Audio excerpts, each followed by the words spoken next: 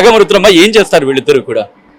हमारा senior DSA madam Shrimati Devasmita madam आने వచ్చిన తర్వాత మాకు సికింద్రాబాద్ డివిజన్ లో నాగమ్మ రుద్రమ్మ టీంలు నుండి ఏర్పాటు చేయబడ్డాయి. ఒకటి వచ్చి సికింద్రాబాద్ డివిజన్ లో, ఇంకోటి sub division Kazipet Nagamma team.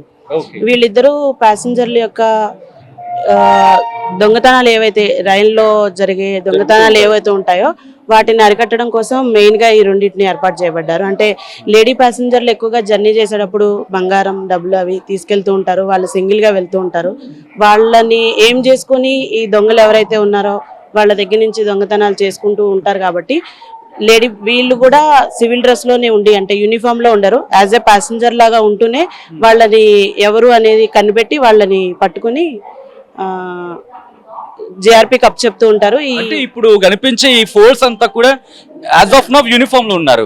మామూలు రోజులైతే యూనిఫామ్ లో ఉంటారు. మామూలు రోజులైతే యూనిఫామ్ లో ఉంటారు. జాగ్రత్తగా ఉండండి, జాగ్రత్తగా ఉండండి. చూసిన వాళ్ళు ఎవరైనా మీరు ఈవ్ టీస్ చేసినా, ఎవరైనా ఆకతాయిలుగా మీరు మారినా, ఆకతాయిలు ఎవరున్నా సరే, ఇదిగో ఈ ఫోర్స్ ఈ ప్రెసెంట్ నార్మల్ గా కనిపిస్తున్నారు. ఇది జస్ట్ శాంపుల్ మాత్రమే, ఇంకా పెద్ద ఫోర్స్ ఉంది. ఎంత ఉందని నేను చెప్పను, బికాస్ నేను రివీల్ చేస్తే కనుక చాలా కాషియస్ అవుతారు. కాబట్టి ఇప్పుడు ప్రెసెంట్ వాళ్ళు యూనిఫామ్ లో ఉన్నారు.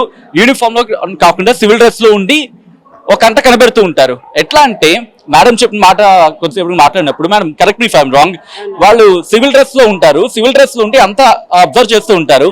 దొంగతనం జరిగినా లేకపోతే అమ్మాయిని ఈవ్ టీస్ చేసినా అంతవరకు చూసి అప్పుడు పట్టుకుంటారు తప్పని, అంతే కదా? అవునండి, అవును.